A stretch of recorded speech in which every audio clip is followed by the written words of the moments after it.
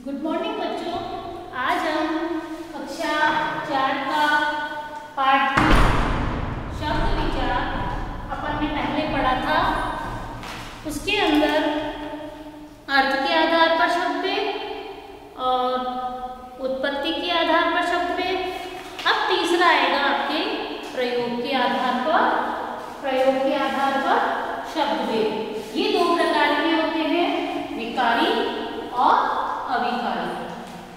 विकारी शब्द का मतलब होता है बदलाव यानी परिवर्तन, और अविकारी शब्द का मतलब होता है बदलाव ना होना। अतः वे शब्द जो वाक्य में प्रयुक्त करते समय लिंग, वचन और कारक के अनुसार बदल जाते हैं उसे विकारी शब्द कहते हैं। ये चार प्रकार के होते हैं, संज्ञा, सर्वनाम, विशेषण, क्रिया। कितने प्रकार के होते हैं? चार प्रकार के। संज्ञा, सर्वनाम, विशेषण, क्रिया, यानी कि जो शब्द इनके हिसाब से बदल जाते हैं वो विकारी शब्द होते हैं। और अविकारी शब्द भी चार प्रकार के होते हैं। पहला क्रिया विशेषण, दूसरा संबोधक, तीसरा समुच्चय बोधक और चौथा विस्मयादि बोधक।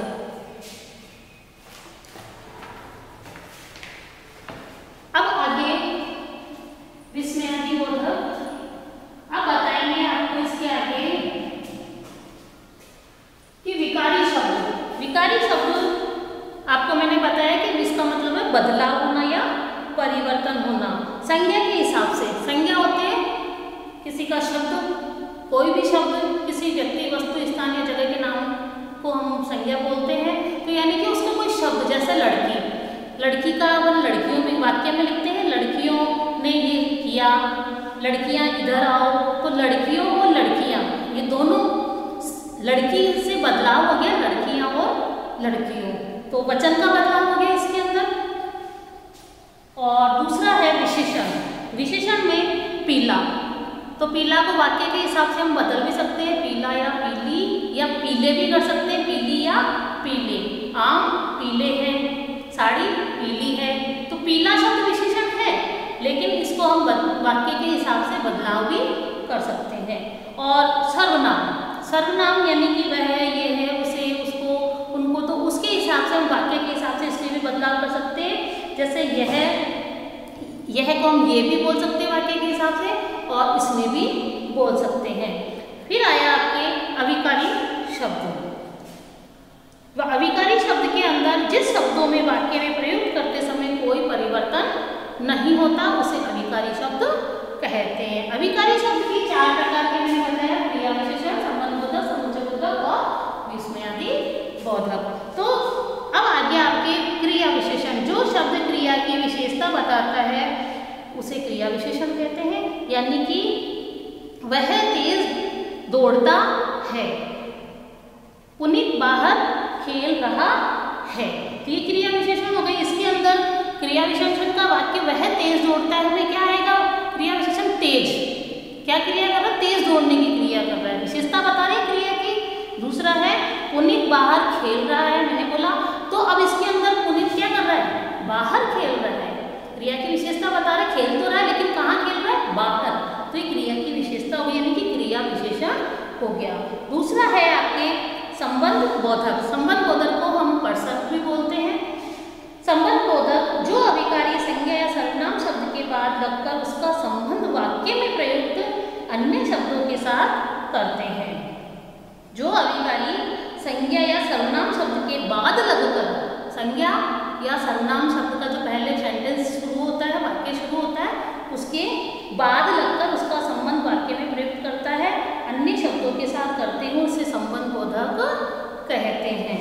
जैसे वे छत पर बैठे हैं, तो कहाँ बैठे हैं? किसका संबंध किसके साथ हो रहा है? वे छत पर बैठे हैं, तो क्या है? पर। कहाँ बैठे हैं? पर, छत पर, तो पर है इसका संबंध। दूसरा वे और छत के बीच का संबंध है। दूसरा है कुछ लड़के नदी में नहा रहे हैं। तो लड़के और नदी के बीच का संबंध बताया गया। तो क्या हुआ ये संबंध बोधक। और तीसरा है समुच्चय बोधक। समुच्चय बोधक। समुच्चय का मतलब होता है योजक। इसे हम योजक भी कहते हैं, यानी कि जोड़ना, आपस में जोड़ना। एक तो होता है अलग अलग कर देना और एक जोड़ना। तो जोड़ने वाला यानी कि दो या दो से अधिक वाक्यों को मिलाने पर जिन शब्दों का सहारा लिया जाता है उसे हम समुच्चय बोधक शब्द कहते हैं। ये बात हम जैसे कि हमने हिमांशु को बुलाया था किंतु वह नहीं आया। हमने हिमांशु को बुलाया था, बीच में क्या आ रहा है किंतु।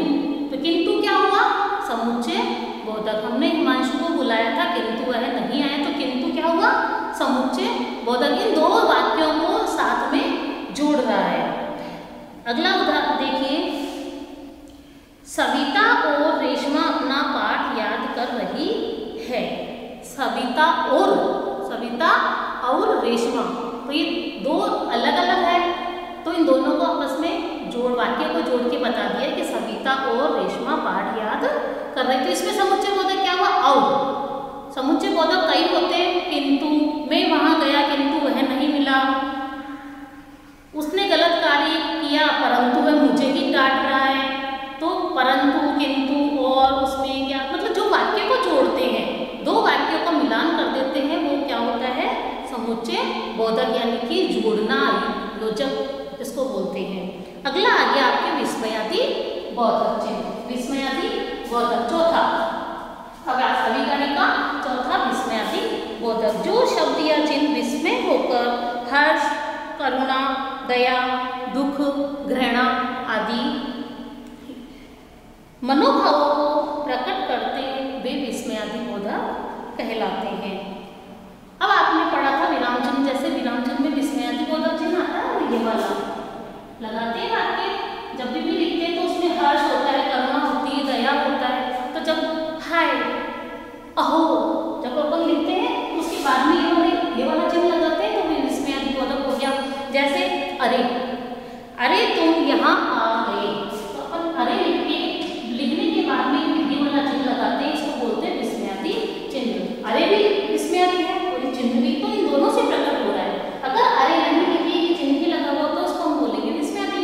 अगर चिन्ह नहीं लगा हुआ, ये लगा हुआ है तो इसके साथ में अवश्य चिन्ह होगा। तो अरे तुम यहाँ आ गए।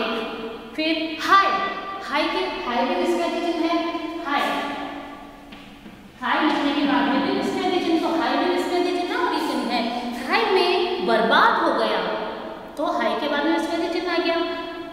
वाह है मजा आ गया, वाह है, तो ये विस्मयादि चिन्ह है। इनको लिखने के बाद जब भी हम बोलते हैं या लिखते हैं तो ये चिन्ह आते हैं और ये शब्द जब आते हैं तो विस्मयादि चिन्ह कहलाते हैं। इसी तरह शाबाश, तो शाबाश भी विस्मयादि, शाबाश के बाद में हमने कोमा लगाया तो शाबाश विस्मयादि चिन्ह जरूरी नहीं ये वाला भी, लेकिन ये जो चिन्ह आते हैं तो शाबाश वाक्य जो शब्द होते हैं विस्मयादि, करुणा के, भाव के, दया के, घृणा के, दुख के, तो जब चिन्ह लगाते हैं तो विस्मयादि चिन्ह कहलाते हैं। शाबाश इसी तरह मेहनत करते रहो हैं तो शाबाश में बाद में कोमा लगाते हैं लेकिन विस्मयादि चिन्ह कहलाएगा।